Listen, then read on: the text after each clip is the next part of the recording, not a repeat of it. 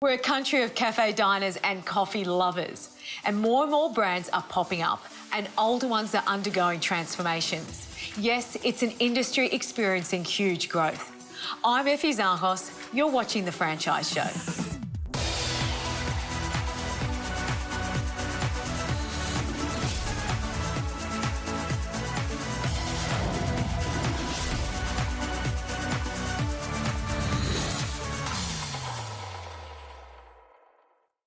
Branding is vital to any business, even when you're Australia's largest patisserie chain.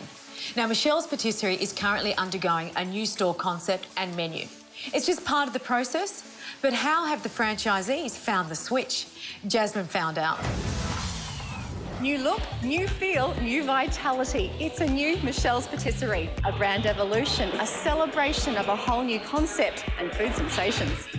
They've gone away from the Mission Brown 1980s style Michelle's and really gone ultra modern. Cabinetry is a lot lighter, it's a lot more stylised, and the new look is absolutely amazing. With the new cafe concept, we've added a kitchen, which means we now have a set menu, but with the set menu we can also cater to customers' specific requests. Cherie is the owner of 2 Michelle's Patisserie stores in Maitland, and Kathy and Steve run theirs in Raymond Terrace in New South Wales. Both have been in the Michelle's franchise for around 3 years, meeting each other way back in brand training days. With the new branding, we have the black and the red colours. It stands out. More people can notice us straight away and say, oh, there's a Michelle's. And of course, the product is more contemporary. We've got signature muesli bowls with poached berries and Greek yogurt. We have eggs Benedict, we have smashed avocado bruschetta, Angus beef burgers, we've got chicken schnitzels, fish and chips, Caesar salads. There's 4 different salads. Yep. Everything's made fresh in store, and we've also got kids' meals. It's got a really nice vibe about it. I love it here now. I like a bit of everything, really. Evelyn always likes potato pie, though. That's her favourite. As for Michelle's famous cakes, they too have had a change-up. We actually have them delivered now so that they're frozen for freshness in store. It does require a little bit of finishing in store, but we've had extensive training on that, and the presentation is a lot better and the sales have gone up significantly. The brand helped me train in their head office kitchen, and I took a cook with me that I was going to employ to introduce to my new kitchen, so it was quite smooth. You've been open a little while now. Have you found that the change to the new brand and the new concept has been worth it? Definitely. You can see it's very busy. People are coming to this store as a destination, bringing their friends, coming for a bite to eat, and also to relax, not just to have a quick coffee on the go. Cherie's success is testament to her brand training and dedication, having previously worked in education for 25 years. I'd always had in the back of my mind that I'd like to own my own business. I just thought I don't want to one day look back and think I wish I'd done that, and so I just decided to do it. I love Michelle's coffee, and I think it's best that you sell a product that you really love yourself. And I knew that they offered a lot of training with the brand, and for someone who had never been behind a coffee machine before, that was quite important. You're loving it. I am, yeah. And change was exactly what Raymond Terrace cafe owner Kathy needed too. After 15 years as a nurse, it took meeting her partner Steve to realise her cafe dream. And we decided to go with the franchise because there were all systems in place and we didn't know, we've never done coffee. And that's why we decided to do that. This is brand new, this one, yeah. We just go to the old Michelle's down the road there. Much better than that. Yeah, it's much more pleasant, yeah. They love the cakes, the treats, and the hot chocolate. We're up, 20-25% on sales after the conversion, which has been really good. Our goal is 2 years, #1 in Australia. So what's out #1? Yeah, that's right. Exactly.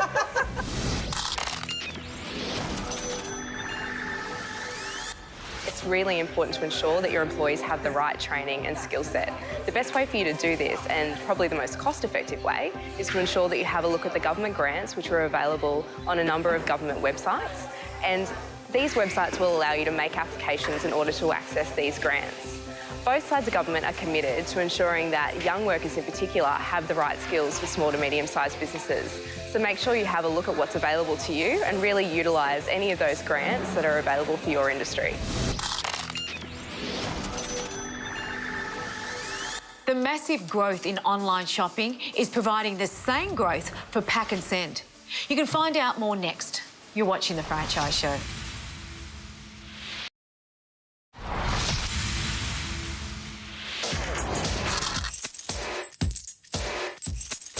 Now, change is necessary for the survival of any business, and a franchise is no different.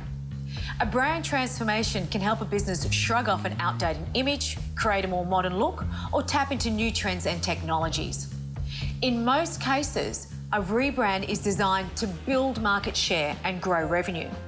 But for franchisees, it can bring some serious financial squeeze. On the one hand, you could be up for relatively manageable costs, like new stationery or uniform expenses, and you can claim those back immediately as a tax deduction. At the other end of the spectrum, a brand transformation can mean big ticket changes, like a full front to back store refurbishment, which can cost tens, even hundreds of thousands of dollars, as well as loss of trading time while work is underway. And there's no guarantee that the business will perform any better once the changes are complete. Under the Franchising Code of Conduct, franchisors are required to give franchisees a written statement outlining the reason for the rebrand, the amount of capital required, and the likely benefits as well as risks of the whole exercise. But that doesn't help you foot the bill. Not surprisingly, disputes around refurbishments are common. Brand upgrades and refurbishments are common provisions in franchise agreements, and it pays to read the fine print in your contract. The bottom line is to accept that at some stage a brand revamp is likely. Now look at it as an investment in the future success of your business and have a contingency plan in place to manage that cost. Hi, I'm Michelle Lawler. And I'm Stephen Lawler from Pack&Send, Brisbane City. We've been working the Pack&Send franchise for about 10.5 years. Pack&Send was our choice because we actually knew a couple of guys that had been with Pack&Send for a while, and they were both sales executives. And we chose it because what we heard from them was all good. The thing that I probably most enjoy about it is the fact that they're forward-thinking and they're developing strategies that are taking the model forward. And so we're finding ways to get into new markets. And it's very exciting with the platforms that they're setting up with IT and the movement globally with what we're doing. So they've always been there for us when we needed them, and they have a lot of resource setups in terms of us knowing what's going on in the industry. Plus we have Connect Nights, which is with all the local Pack&Sends. The support from the Pack&Send franchisor has been really fantastic. The thing I love about the business is it's different every day. I don't know that anyone that's ever left here being bored. Everybody's quite entertained with what they're doing because the tasks are always varied.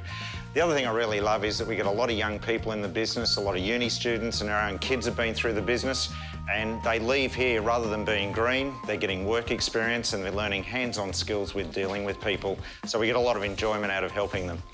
Our customers love us, so we get a lot of good reviews. If you check out our Google reviews on the Pack&Send website, Brisbane City, there's a lot of feedback we get from our customers. We enjoy our customers, we make sure we care about them. At Henry Hoddy, we use the Pack&Send online service daily, and we send locally and nationally. And yes, it has been extremely successful for us. As a small business, our growth has been unbelievable in the last 12 to 18 months. And we know that Pack&Send has been an integral part of that. The Pack&Send network has over 130 franchise retail service centres throughout Australia, the United Kingdom, and as well as in New Zealand. What's really fueled our growth is that we now participate in one of the world's fastest growing markets, the parcel sector, the parcel industry.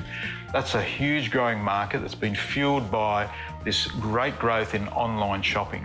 I think our customers really enjoy dealing with us because we're friendly, and I think we're really trying to help them and provide options so that we can give them better solutions. So we may not go back with one option. We've got 2 or 3 options for each of the movements that they may have, whether it's domestically, locally or internationally. We like the direction that Pack&Send have gone in. They've changed everything from when we first started, and it's very different now. We're up with the modern age, so the industry we're in is moving ahead. So we're actually moving with it with the franchisor. So they put in a lot of systems and resources for us to be able to be up with all the changes and the modern world that we're in today. Being one of Australia's leading parcel resellers, we have access to huge buying power, and through that huge buying power, we're passing that on to the customers with savings. So as an illustration, Pack&Send now has an online model, which would be comparable to the click and send with Australia Post. We're not actually the carrier, we're the intermediary, so we actually help people by giving them the resources and systems in place to be able to assist customers to send anything, anywhere. PAK'nSend's just come off the back of a 25% growth in our parcel shipments last financial year. And more importantly, moving forward, we're introducing new, innovative customer service technology that will enable our franchisees to exploit new and growing markets. I think with PAK'nSend, the most important thing people need to look for when you're coming into the business, you've got to be very open-minded and you've got to be prepared for change and you've got to run with the change. And if you can embrace that change, you will do very, very well because the support and the systems are there on a worldwide platform. It's very exciting. The world of franchising is full of fun characters, and you'll meet one next on The Franchise Show.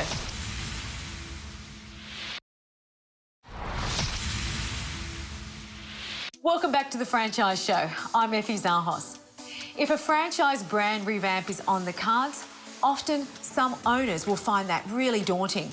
However, as Darren found for one new franchisee, not only did she embrace the facelift, she felt it created a buzz about the Brumbies brand, which was perfect timing for her store takeover and relaunch. Hi everyone, welcome to Benoa Gardens Shopping Centre. Just behind this white door is my new refurbished Brumbies, and we're going to go and have a look for the first time, so let's go. Welcome. Wow. This is awesome. Love it. Love the big screens, the colours. Very nice, good look store, fresh, ready to roll. My baby.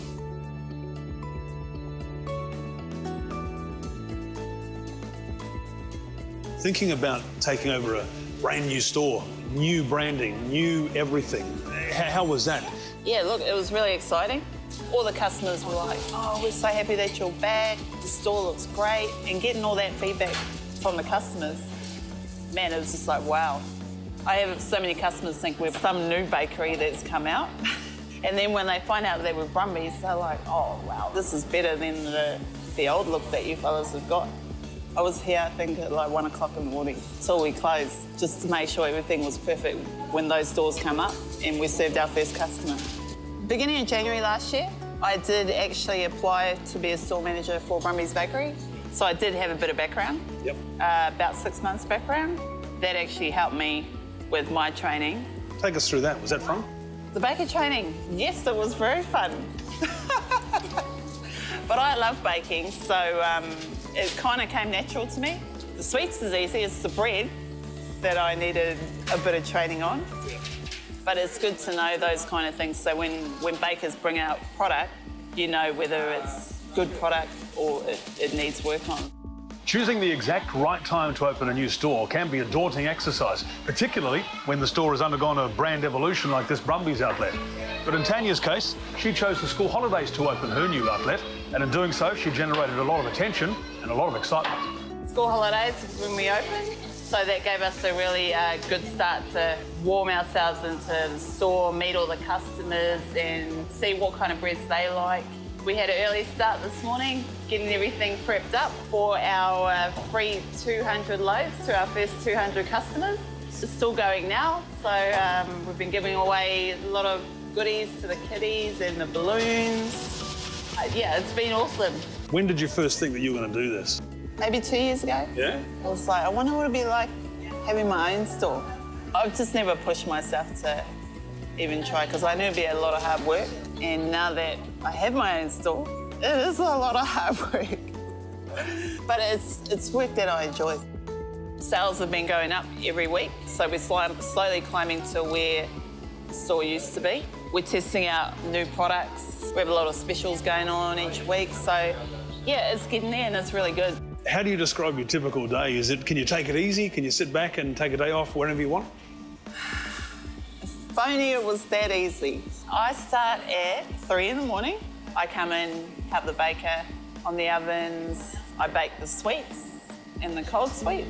Only till about 10, and then I'm up here serving the whole day. Have a lovely day. Talking to all the customers and making sure my staff, giving them jobs and everything to make sure the whole shift's running smoothly. And when I think it's running smooth, I'll go home. What would be your advice for someone looking to buy a Brumbies? Do a lot of due diligence on the store that you're purchasing. Not just that, but the area and what the area can bring if you're willing to buy the store. If you buy one, have fun. That's the big one, have fun.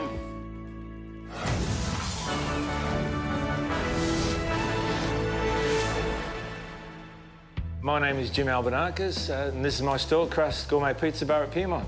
I was made redundant and took the option of moving on. And as a result, I did some research and homework, and Crust was fairly new and it was on its expansion growth. It was pure timing that such a unique opportunity was available to me, and I was fortunate enough to be given an opportunity to join the network and do the brand proud. You want to do it, you do it yourself. You keep in touch with everything. You don't just slacken off just because you might be in charge. I do everything in here. From sweeping, mopping, cleaning, making, cooking. That's the only way you keep on top of it. If you back off, you forget. If I don't know how to do this, I can't train anyone how to do it. Like they say, I think with where you live, it's all about location, location. Businesses are no different. You've got to be in the right spot. You want to be able to be exposed to as many people. And I think where we are, we managed to do that quite well. It's quite funny because a lot of other industries, when it rains, they suffer. We actually thrive on it. People stay at home and just want to order out. And that's when we really kick in with what we do. Treat each one as if it's your first one. You try and do it as good as you can. And just remember, someone's going to eat this, so you want to make sure they enjoy it. You've got to be a certain type of character to withstand the pressures, the hustle and bustle of what goes on when we're under the time constraints that we're faced with when multiple orders are coming through and we've got to get them out. There's no time to second guess yourself. You can either work exceptionally under pressure or you'll crack. And there's no room for that. You've got to concentrate and you've got to execute those orders. Do your research, have a good look at yourself and your own ability to take on a job with the pressures that are renowned to come with them. But it can be extremely rewarding and you've got to outweigh the benefits as opposed to the hard times and how you get to those, the good times. And that's what you look out for. Every bad day's got 3 good days ahead of it.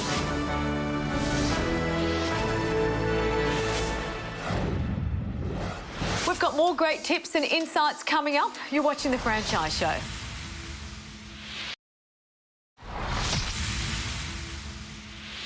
While making a business unique is a great idea, under a franchise model, the proof is often in the pudding, so it can be difficult for some new franchisees to follow strict brand guidelines.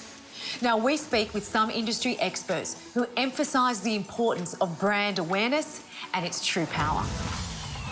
Nearly anywhere you go, brands exist almost everywhere.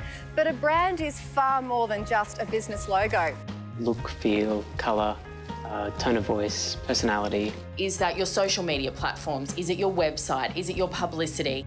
So today we're going to chat with some industry experts to find out the true power of the brand. Brands can add value through generating goodwill and trust with an organisation, and also fantastic in creating difference between competitors in the same marketplace. David Sargent is the Creative Director from Liveworm, a work-integrated learning studio at Griffith University. He says whether you're in a franchised or an independent business model, staying true to any brand and its style guide is vital. Branding and franchising is really interesting because you can leverage off the scope of a franchise because you can share expenses and but also share exposure. So you're not just one individual organisation, you're part of a larger organisation. Branding is essential for every single business, obviously. That's the essence of your business. PR guru and director of the Red Republic, Fleur Madden, says effective branding is so important it ultimately starts with first impressions. When you are employing people, they fit with the brand culture. And so that person at the front desk understands how you want your customers to feel about the brand. And it should filter throughout every element of your business. In the case of franchisees where sometimes a rebrand is forced upon them, should it be something that they're concerned or scared about, or should they embrace it? Oh, embrace it. It's an exciting time. And you also don't know where that's going to take you and what platform it's going to elevate you onto as well. So if done properly, it really should take your business to the next level. A rebrand should encompass who you are now and who you want to be perhaps in the next decade as well. So it is a process, and you really should be looking at your core values, your competition, the services that you're going to be providing, and then how you're going to communicate all of that. So Fleur, when there's an issue with the brand, how do you recover and rebuild? Know the risks and have a plan and be ready to go. Fleur says approved content in a newsletter is a great way to communicate. So too is an immediate social media post. One of the biggest mistakes people can make is saying no comment and just going to ground. You might be dealing with things in the background and you might be thinking to yourself, I'm just going to wait till we've got it all under control. But in the meantime, you're alienating your customers. Communication is key. Whatever strategy you've come up with and whatever brand identity you've built around that is something that you nurture like a newborn baby. Make sure that you don't do anything to damage the brand and it will assist your organisation. Are you on Facebook? So are we. Check us out, The Franchise Show, and stay industry up to date with us. Franchising in Australia has never been stronger, especially in the cafe and coffee shop franchise. But let's not forget, powerful and appropriate branding plays a major part in a brand's success. So my tip, stay true to the brand and embrace it for your best chance of success. I'm Effie Zahos. Thanks for watching The Franchise Show, and we'll see you next week.